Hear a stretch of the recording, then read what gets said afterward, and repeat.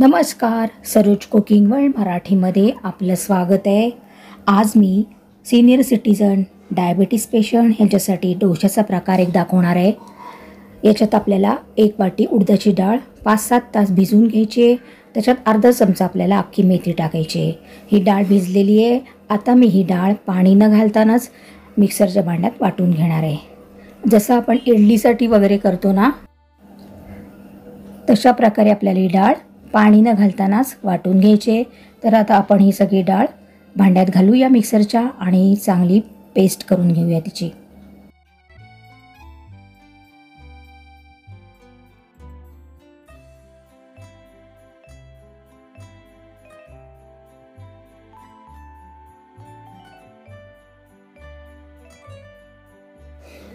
तर आता आपली ही डाळ चांगल्या प्रकारे वाटून झालेली आहे। अशा प्रकारे आपल्याला तिला पेस्ट करून घ्यायचे। तर एका टोपामध्ये आपण काढून घेऊया।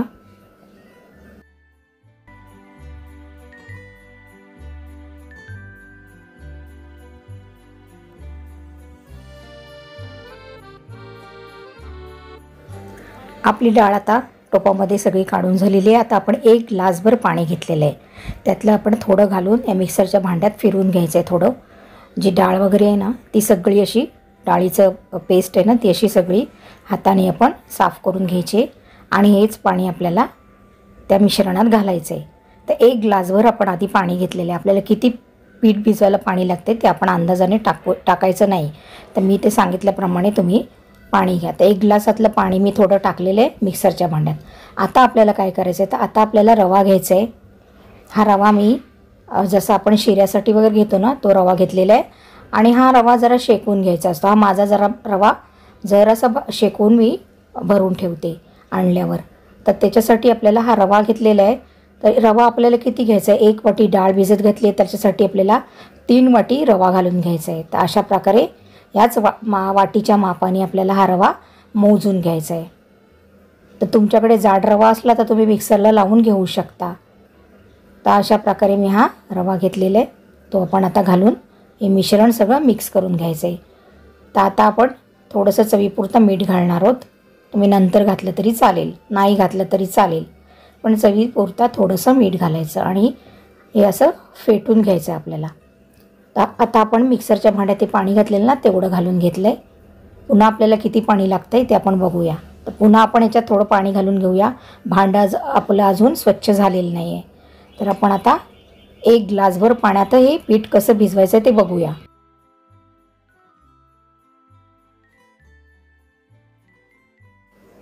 तर आता हे अजून आपण मिक्सरच्या भांड्यातलं पाणी वापरलेलं आहे। अजून थोडं पाणी आपल्याकडे उरलेलं आहे। याच पाण्यामध्ये पीठ भिजवायचं आहे आपल्याला आणि पाणी आपलं आता संपलेलं आहे, थोडंसं पाणी उरलेलं आहे।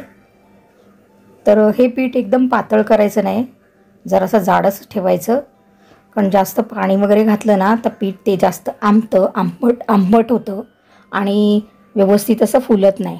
आणि अशा प्रकारे गाठी आहेत ना, ते मोडून घ्यायच्यात आपल्याला चांगल्या प्रकारे। तुम्ही हाताने सुद्धा फेटून घेऊ शकता। तर ह्या अशा गाठी दिसल्या ना, कशा टोकाच्या कडेला लावून अशा प्रेस करून त्या मोडून घ्यायच्यात। अशा प्रकारे सतत एकाच दिशेला आपल्याला फिरवायचं आहे। आता आपण थोडंसं आणखीन पाणी घातलेलं, आपलं ग्लासभर पाण्यातलंच आपण पाणी वापरते थोडं थोडं करून। तर आता सगळ्या गाठी अशा आपल्याला मोडून घ्यायच्या आहेत, एकाच दिशेला फिरवून घ्यायचं आहे। तर तुम्ही बघू शकता अजून थोड्या थोड्या गाठी आहेत, त्या आपण असं मोडून घेऊया। तर आपलं पीठ आता चांगल्या प्रकारे मिक्स झालेलं आहे। मी आता हाताने असं स्वच्छ करते टोप।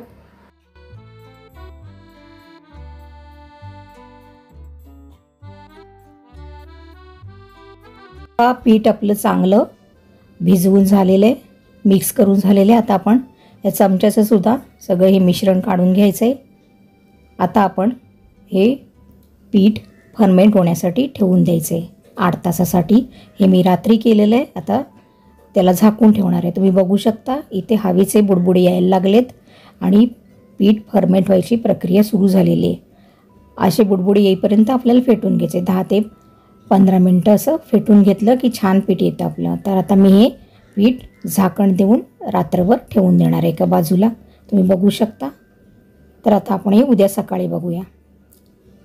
तर आता मी हे पीठ काढलेलं आहे, तुम्ही बघू शकता चांगल्या प्रकारे पीठ हे आलेलं आहे। अति पण पीठ आलं तर ते आंबट होतं।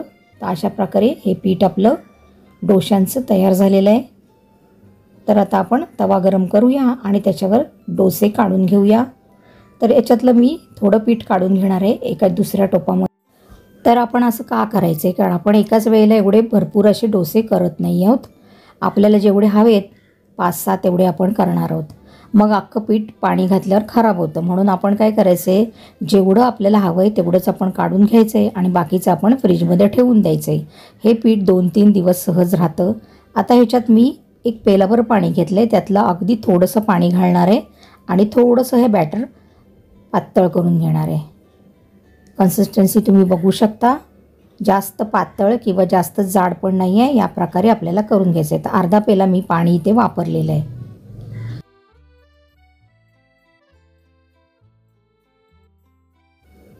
तर आपलं पीठ आता चांगलं मिक्स करून झालेलं आहे, तुम्ही बघू शकता। अशा प्रकारे आपल्याला हे पीठ करून घ्यायचं आहे। आता आपण डोशाचा तवा गरम केलेला आहे आणि अगदी थोडंसं तेल आपल्याला लावून घ्यायचं आहे।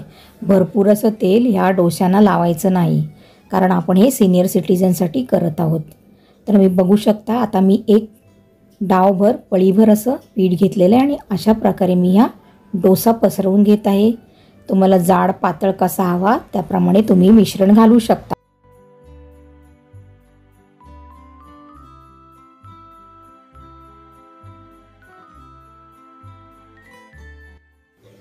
तर आता डोसा हा एका बाजूनी झालेला आहे।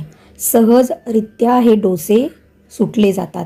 आपण फ्राय पॅन चांगल्या प्रकारे घासून वगैरे असा वापरू नये, जेणेकरून ते चिकटले जातात। त्याचा ओरिजिनल चिकटपणा असतो तो निघून जातो। सारखे तवे हे घासणीने घासू नयेत, तर साधारण साबणाने घासून घ्यायचे ते तवे आणि मगच आपल्याला वापरायचे। तुम्ही बघू शकता मी किती कमी प्रमाणात इथे तेल वापरत आहे। ह्यात डोस्यावरती झाकण वगैरे काहीच ठेवण्याची गरज नाही आहे, अलगदपणे हे शिजले जातात। आता मी हा दुसरा डोसा घालत आहे, तुम्ही बघू शकता, आणि सहजरित्या हे डोसे तव्यावरून निघू शकतात। अगदी 4-5 मिनिटांत आपल्याला हे पलटी करून घ्यायचे। 4 ते 5 मिनिटांनंतर तवा फक्त तुमचा चांगला तापलेला पाहिजे। तुम्ही आणखीन ब्राऊन कलर ह्याचा करू शकता खालच्या बाजूने, पण मी केलेलं नाही आहे। तर अशा प्रकारे आपण सगळे डोसे आता काढून घ्यायचे आहेत। खूप छान प्रकारे हे डोसे निघतात। तुम्ही एकदा या पद्धतीने रवा डोसा ट्राय करा। आणि याच्यात कडक होण्यासाठी एक तुम्हाला मी हे सांगणार आहे, जेव्हा काय काय ना डोसा एकदम पेपर डोशासारखा पाहिजे असतो ना, 2-3 चमचे तुम्ही याच्यात तांदळाचं पीठ घालू शकता। त्यांनी अगदी डोसे क्रिस्पी होतात। आपण हे सिनियर सिटीजनसाठी करत आहोत, त्यामुळे मी हे सॉफ्ट ठेवलेले आहेत। तर अशा प्रकारे मी सगळे डोसे करून घेणार आहे। खूप छान प्रकारे डोसे होतात।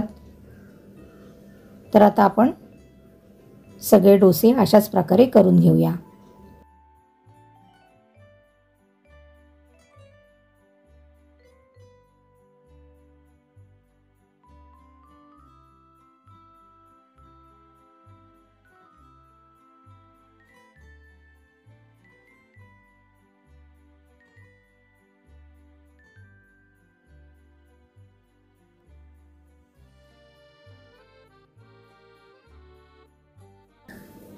तर अशा प्रकारे आपले सगळे डोसे बनवून तयार झालेले आहेत। 1 वाटी डाळ आणि 3 वाटी रव्यामध्ये माझे हे 20 डोसे तयार झालेले आहेत। त्यातलं मी अर्ध मिश्रण ठेवलेलं आणि त्याच्यानंतर केलेले आहेत मी डोसे। तर खूप छान प्रकारे मऊसूत असे हे डोसे होतात। उसळींबरोबर तुम्ही हे देऊ शकता, भाज्यांबरोबर, आणि सांबार केला त्याच्याबरोबर सुद्धा छान लागतात। अगदी मऊसूत होतात। ओठाने जरी चावले ना तरी चावू शकतो आपण, असं एक म्हणायची पद्धत आहे।